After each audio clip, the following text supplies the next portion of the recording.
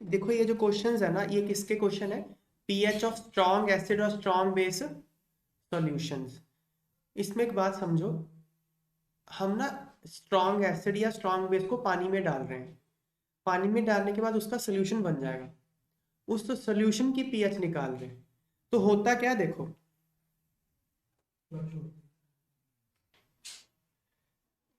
मान लो आपके पास pure water है,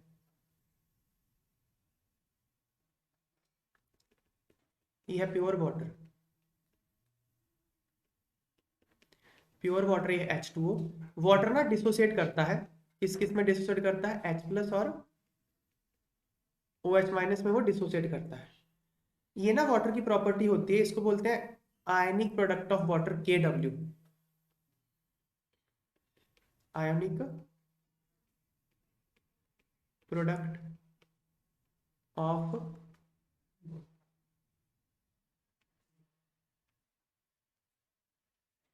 तो आयनिक प्रोडक्ट ऑफ वाटर क्या होता है? Concentration of H plus into concentration of OH minus. ये हमेशा फिक्स होता है, इसकी वैल्यू होती है 10⁻⁻14 एट 25 डिग्री सेंटीग्रेड। हमको बस यही याद रखना है, 25 डिग्री सेंटीग्रेड पे इसकी वैल्यू 10⁻⁻14 होती है और ये फिक्स होता है। ठीक है, तो ये नहीं बदलता हमेशा। अब क्या है, अगर वाटर न्यूट्रल होता है तो क्या होता है ना, इसमें जैसे वाटर टूट गया, अब यहाँ दिख रहा है जितना H प्लस होगा उतना ही OH माइनस, दोनों का संख्या बराबर होने वाला है। तो अगर दोनों का प्रोडक्ट 10⁻⁻14 है तो एक 10⁻7 होगा, दूसरा भी 10⁻⁻7 होगा। ये न्यूट्रल वाटर में होगा, न्यूट्रल वाटर में। तो न्यूट्रल वाटर की कंडीशन क्या है? Concentration of H plus is equal to concentration of OH negative. ये 10⁻7 होगी, लेकिन ये 25 डिग्री सेंटीग्रेड पे है। ये ध्यान रखना, न्यूट्रल वाटर की कंडीशन ये नहीं है कि H प्लस आयन कॉन्सेंट्रेशन 10⁻7 होनी चाहिए। न्यूट्रल आयन की कंडीशन ये है, H प्लस OH नेगेटिव बराबर होने चाहिए। 25 पे वो 10⁻7 होती है, अगर टेम्परेचर बदल दोगे तो वो 10⁻7 से बदल भी सकता है, लेकिन हमारे केस में बदलेगा नहीं हमारे सिलेबस में, क्योंकि हम 25 पे काम करते हैं, रूम टेम्परेचर है ना वो। ठीक है ना?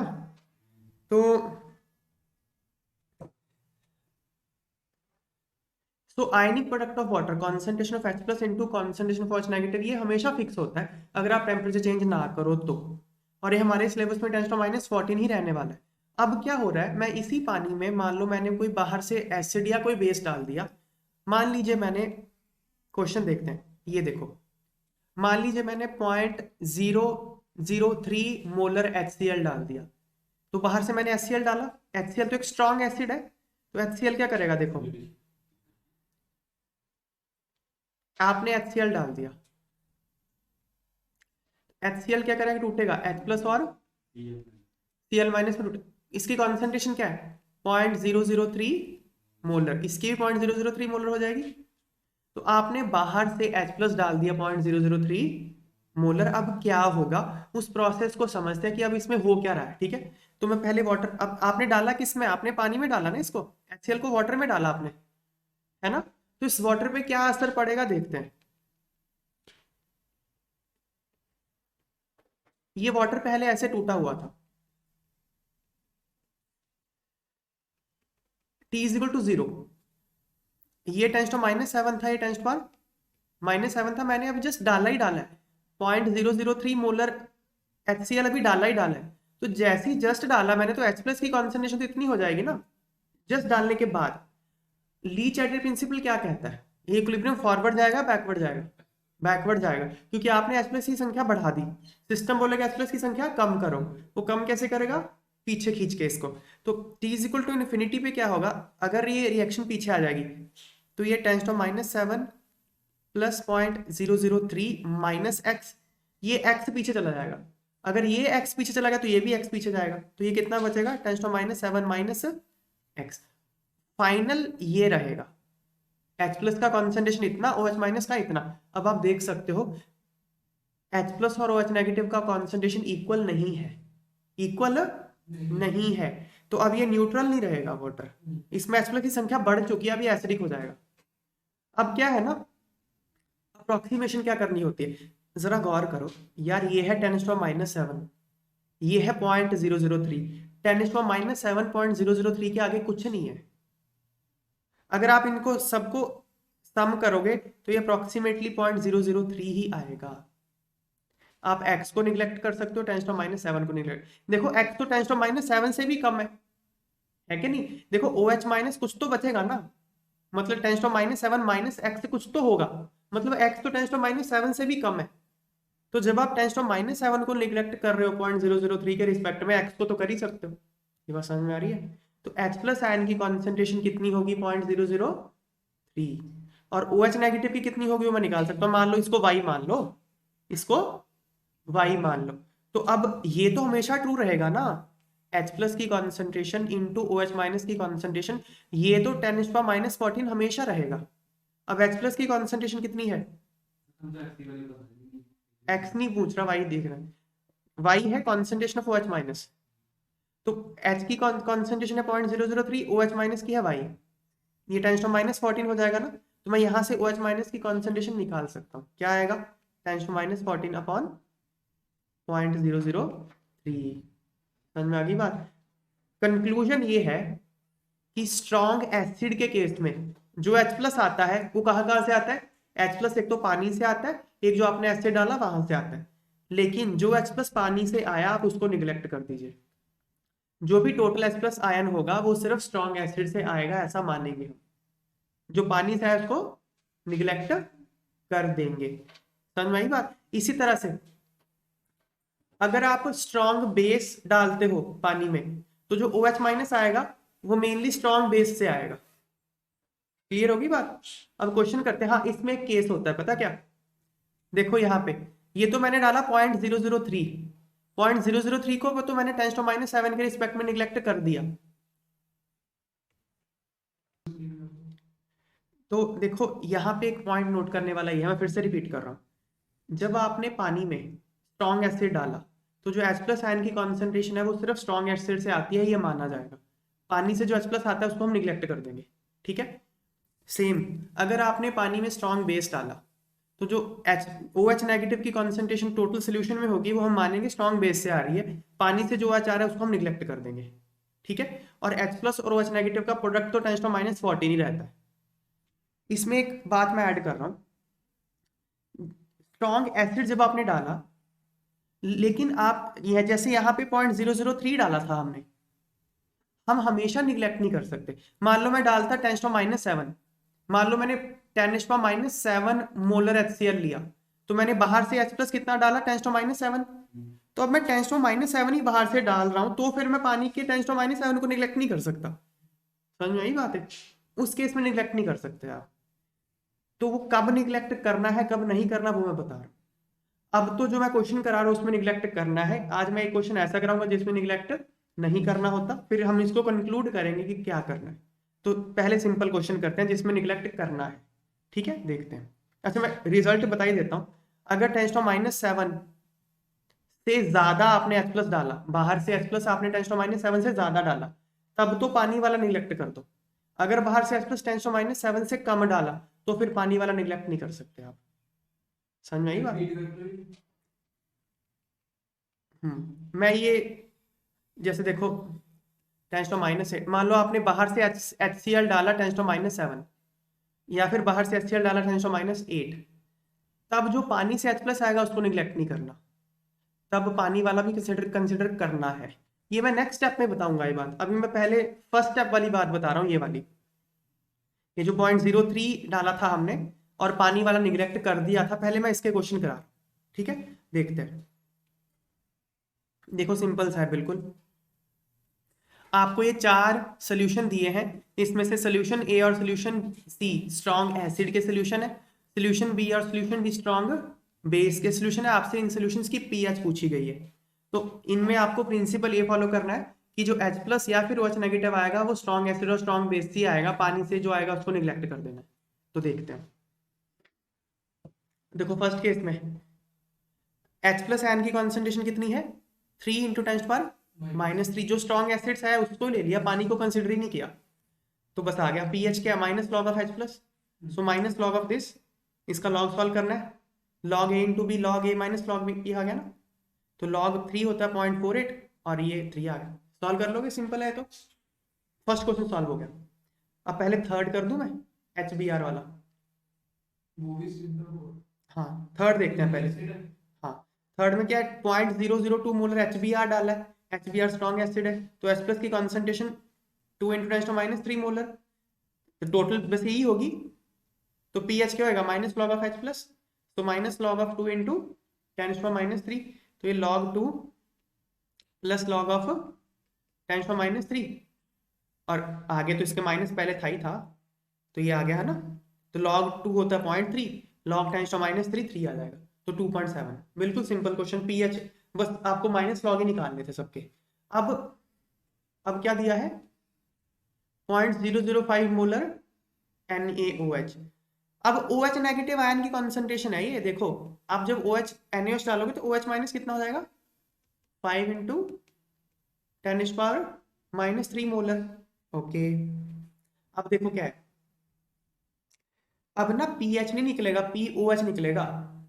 क्या निकलेगा, POH। देखो POH क्या होगा, minus log of concentration of OH minus, और इसकी कॉन्सेंट्रेशन कितनी है, 5 × 10⁻³, तो इसको स्प्लिट कर लो, log 5 माइनस log 10⁻³ log 5 होता है, log 5 कितना होता है, 0.69, मैंने यहाँ 0.7 लिख रखा है, ये वैल्यू पुट करके 2.3 आ गया। अब ये फॉर्मूला होता है pH plus POH is equal to 14। ये कैसे आया, अभी तो बताया मैंने, देखो concentration of H plus into concentration of OH minus, ये हमेशा 10⁻14 रहेगा अगर टेम्परेचर 25 डिग्री है, बताया ना मैंने, दोनों तरफ लॉग ले लो, माइनस लॉग ले लो, minus log of H plus into OH minus, ये आएगा माइनस लॉग ऑफ 10⁻14,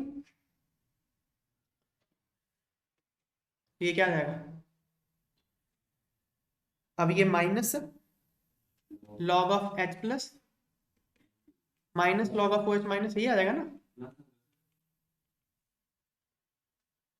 फिर ये क्या आ जाएगा, -14 बाहर आ जाएगा, log 10, ये आ जाएगा 14, है ना। ये क्या है, minus log of H plus क्या होता है, pH minus log of negative POH, तो pH plus POH tens of pH plus POH 14 होता है हमेशा, ठीक है बात है। तो यहाँ हमने POH निकाल लिया, तो पीएच क्या आएगा, 14 माइनस POH 11.7, ठीक है। ये स्ट्रॉन्ग बेस का केस था, स्ट्रॉन्ग बेस के केस में OH माइनस सिर्फ स्ट्रॉन्ग बेस से ही आता है, पानी वाला OH माइनस हमने यहाँ लिखा ही नहीं, मैंने लिखा ही नहीं, कुछ कंसिडर ही नहीं किया, ठीक है ना। फिर क्या है, डी पार्ट 0.002 मोलर KOH,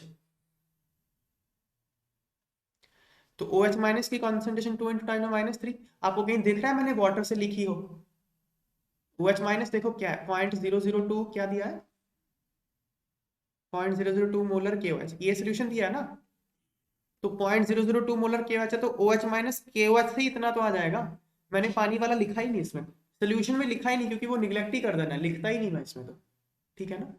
तो POH क्या आएगा, minus log of OH negative, तो माइनस लॉग ऑफ 2 × 10⁻³, सॉल्व करके आंसर आ गया। तो ये POH आया है, पीएच आएगी 14 माइनस POH 11.3, क्लियर होगी बात। चलो फिर अगला देखते हैं, ये सिंपल क्वेश्चंस हैं सारे। Calculate pH of following solutions, 2 gram of thallium hydroxide is dissolved in to give 2 litre of solution. तो ये कुछ सॉल्यूशंस दिए हुए हैं, कैसे करना देखो, पहले तो आपको number of moles of thallium hydroxide निकालना पड़ेगा, वो क्या आएगा, given mass by molar mass, इसका मोलर मास 221 आएगा, तो नंबर ऑफ मोल इतने आ गए 9 × 10⁻³, तो अगर थैलियम हाइड्रोक्साइड के इतने मोल है तो OH माइनस के भी उतने ही मोल होंगे ना, तो number of mole of OH minus आ गए ना।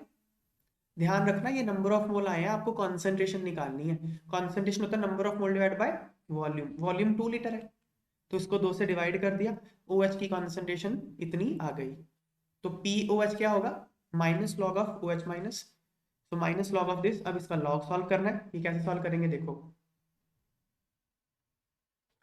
इसको log 45 है ना वो, देखो इसको लिख लो 45 इंटू 10⁻⁴। 45 को क्या लिख सकता हूँ, 3 इंटू 3 इंटू 5 लिख सकता हूँ ना, इंटू 10⁻⁴। अब ये मुझे पता है, ये फिर तोड़ लो, log 3 टाइम्स ये log आएगा log 10⁻⁴, ठीक है ना।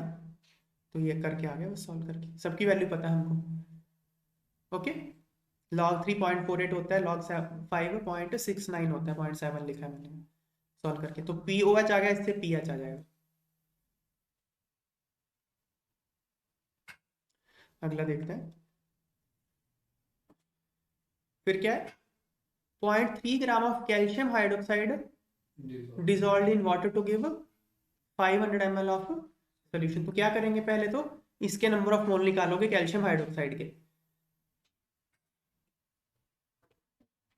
कैल्शियम हाइड्रोक्साइड के मोल कैसे निकालोगे, given mass by molar mass.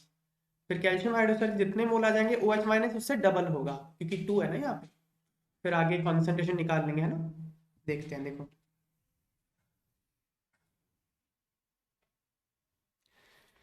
Moles of calcium hydroxide given mass by molar mass इसका 74 होता है, गिवन मास 0.3 है, तो कैल्शियम हाइड्रोक्साइड के मोल आ गए। OH माइनस के मोल जितने कैल्शियम हाइड्रोक्साइड से उससे डबल होंगे, तो 2 इंटू दिस OH माइनस के मोल आ गए। वॉल्यूम कितना है, 500 ml, मतलब 0.5 लीटर। कॉन्सेंट्रेशन क्या होती है, number of mole divide by volume.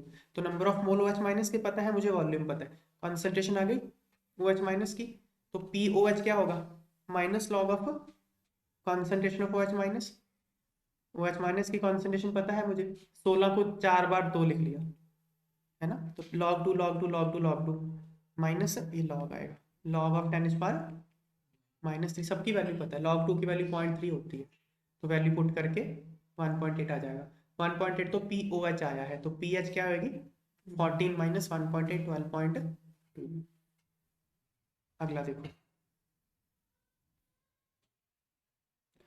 0.3 gram of NaOH, उसको 200 ml ऑफ सोल्यूशन में डाल दिया। तो पहले इसके मोल निकालेंगे, फिर कॉन्सेंट्रेशन सेम ही निकलेगा, है ना। देखो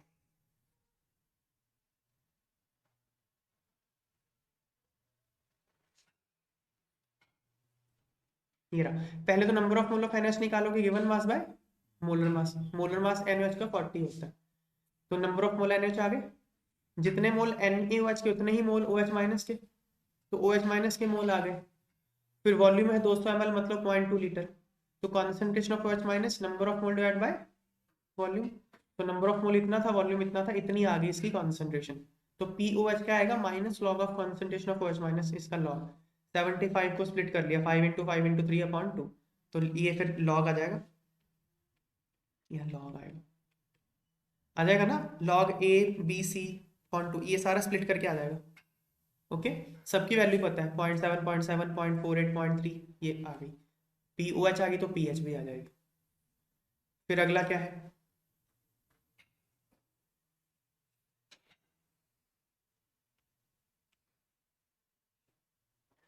1 ml of 13.6 molar HCl is diluted with water to give 1 liter of solution। देखो क्या है,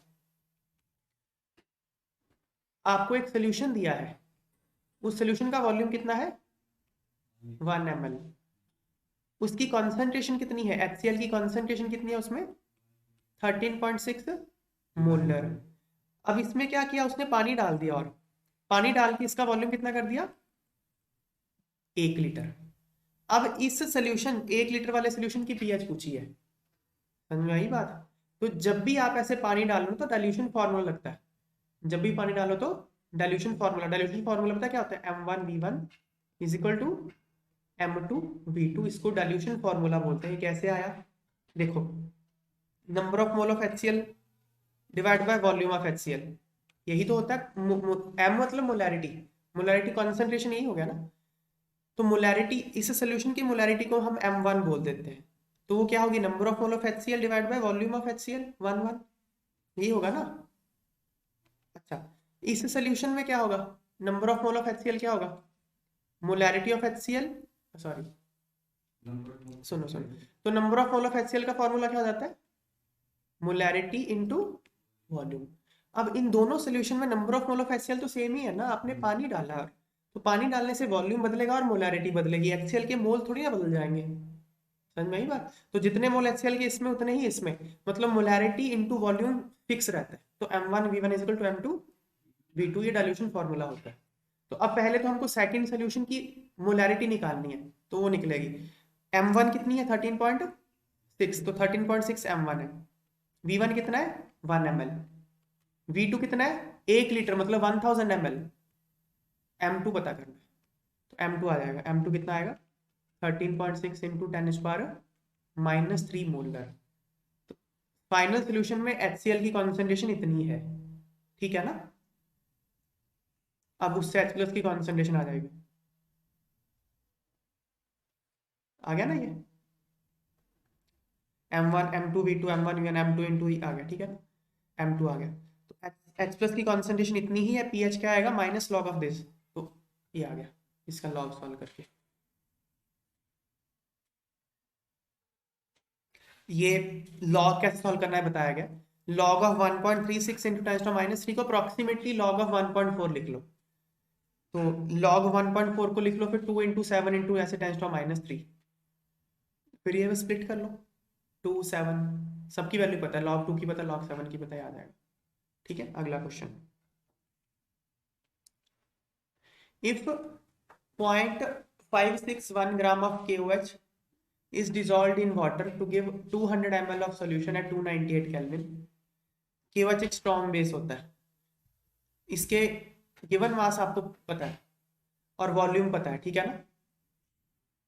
फिर पूछा क्या है, concentration of potassium K+, hydrogen H+, hydroxide OH-, इन सब की कॉन्सेंट्रेशन पूछी है और pH पूछी है, ठीक है। तो पहले तो मोल्स ऑफ KOH कैसे आएगा, given mass by molar mass, given mass पता है, इसका मोलर मास 56.1 होता है, तो ये कितने मोल आ गए KOH के। कॉन्सेंट्रेशन मतलब मोलैरिटी ही होता है यहाँ पे, number of mole divide by volume, number of मोल इतने, वॉल्यूम 200 ml मतलब 0.2 लीटर। आगे कॉन्सेंट्रेशन, KOH एक स्ट्रॉन्ग इलेक्ट्रोलाइट है तो फुली डिसोसिएट होगा, टूट जाएगा ऐसे, तो K+ और OH- की कॉन्सेंट्रेशन 0.05 आ गई, एक तो आ गया, दो निकाल दी हमने। H+ क्या आएगा, ये देखो अभी मैंने बताया ना, concentration of H+ into concentration of OH-, ये KW के इक्वल होता है, हमेशा ट्रू रहेगा ये। तो H+ तो OH- हमने निकाल लिया, तो H+ क्या आएगा KW अपॉन OH-, यही आएगा ना, KW 10⁻14 होता है, OH- हमने निकाल लिया, तो इससे H+ आ जाएगा, ठीक है। बस अब pH निकाल लो, minus log of H+, solve करके इतना आ गया, ठीक है। अब नेक्स्ट क्वेश्चन देखो, देखो अब तक मैंने जो 3 क्वेश्चन करवाए हैं उसमें जो H+ या OH- जो आ रहा था वो सिर्फ स्ट्रॉन्ग एसिड या स्ट्रॉन्ग बेस से आ रहा था, जो पानी से H+ और पानी से OH- आया था उसको हम निगलेक्ट कर रहे थे, लेकिन अब जो क्वेश्चन आएगा उसमें निगलेक्ट नहीं कर सकते, कारण देखो क्या है। क्वेश्चन देखो, calculate pH of 1.0 into 10⁻8 molar HCl solution, कितना कम है। देखो नॉर्मली वाटर से कितना आता है, ये मैं फिर से लिखता हूँ, बातें सारी बात फिर से लिखता हूँ मैं, H2O